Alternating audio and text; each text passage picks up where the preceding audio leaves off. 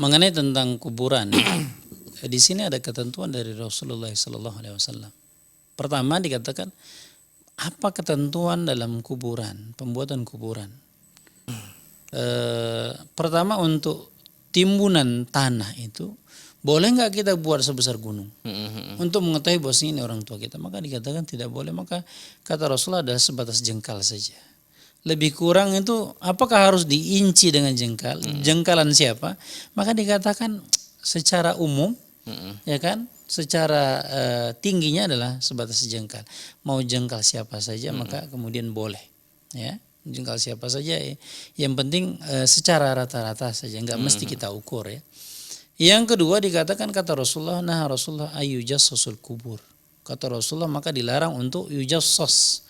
Yujassas itu dikatakan mengkapuri, kata para ulama jatuh kepada mengkapuri, mengecat kuburan, menembok dikatakan dengan batu termasuk dalam kategori yujassas.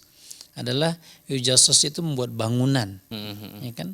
Baik dari keramik, dari batu, dari kayu, maka termasuk ini adalah tajsis, adalah membangunnya.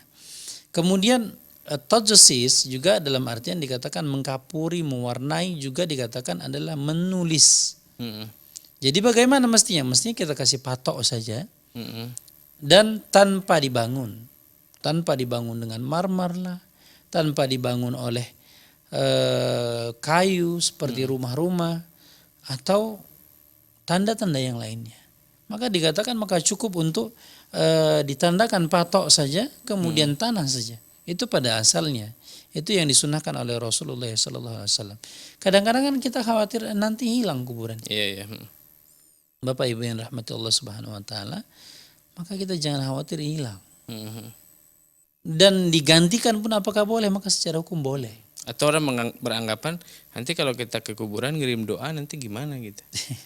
Salah alamat. Iya, salah alamat. Maka dikatakan kita berdoa kepada keluarga kita, orang tua kita yang meninggal adalah bisa dilakukan dari rumah. Ketika kuburan pun boleh. Maka dikatakan apakah boleh kita mendoakan orang tua?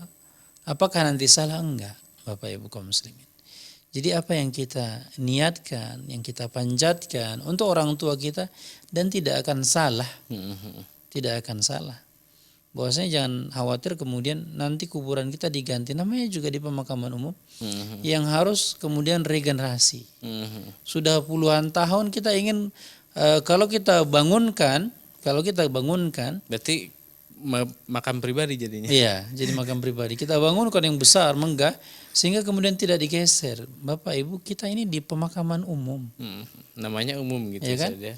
Dan lihat bagaimana mestinya kita berpikir cerdas.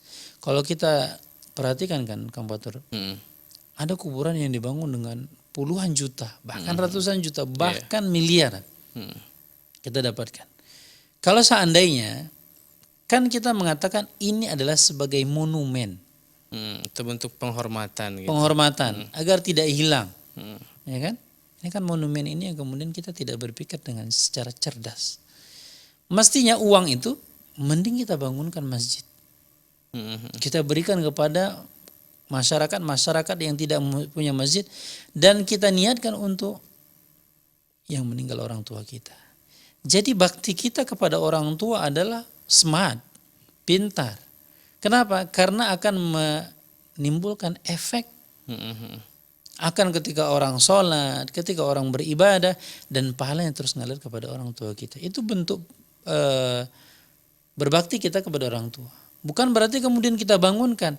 Pertama kita menyelisih dari hadis Rasulullah. Kemudian dia tidak akan mengalir kepada orang yang sudah meninggal. Jadi berpikirlah secara smart. Cerdas bagaimana kemudian kita berbakti kepada orang tua kita. Allah Ta'ala